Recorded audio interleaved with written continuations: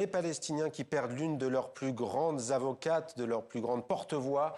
Leïla Chaïd est morte. L'ancienne représentante de la Palestine en France avait 76 ans. Elle avait été en poste à Paris à partir de 1993, puis à Bruxelles, auprès de l'Union européenne de 2006 à 2015. Je vous propose d'écouter cet extrait où elle répondait aux questions de Paul Germain dans l'émission Le Bar de l'Europe. Tant que les Palestiniens sont sous l'occupation, il y aura de la résistance comme c'est tous les peuples du monde, comme les Français, comme les Belges, comme tout le monde. C'est normal. Mais pour qu'il n'y ait plus de violence, il faut revenir au droit et mettre le peuple palestinien sous la protection des Nations Unies, des 4e conventions de Genève, l'Union européenne, ce que vous voulez. Mais les Palestiniens ont le même droit que tous les peuples du monde à la souveraineté et à la protection du droit. Et on poursuit avec notre éditorialiste Slimane Zeguidour. Bonsoir Slimane. Bonsoir. Leïla Chaïd a donc été pendant des décennies le visage et la porte-voix de son pays, la Palestine. Oui, avec son accent levantin chantant, avec ses où elle roulait les airs.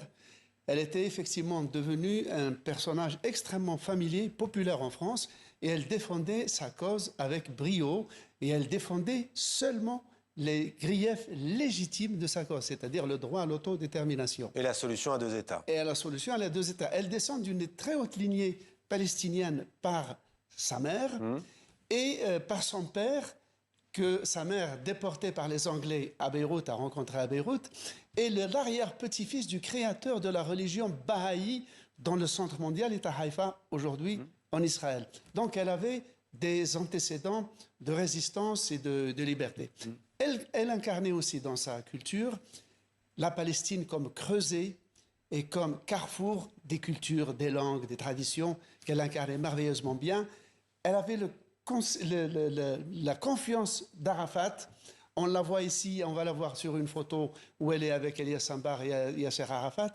Elle discutait avec Elie Barnavi, qui était ambassadeur d'Israël, le plus courtoisement et le plus rigoureusement possible, comme il s'y est dans un véritable débat autour de choses sérieuses, et surtout avec le pacifiste israélien, franco-israélien Michel Warshawski, avec lequel on le voit ici, et le journaliste Dominique Vidal, lui aussi français juif.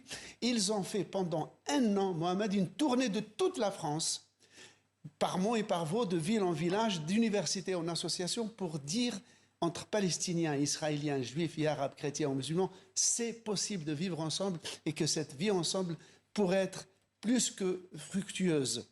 Et un dernier point, elle avait sacrifié toute sa vie, y compris sa maternité, parce qu'elle voulait voir accoucher un État de Palestine. Merci beaucoup Slimane. Donc Leïla Chaïd qui est morte à l'âge de 76 ans dans le département du Gard où elle vivait dans le sud de la France.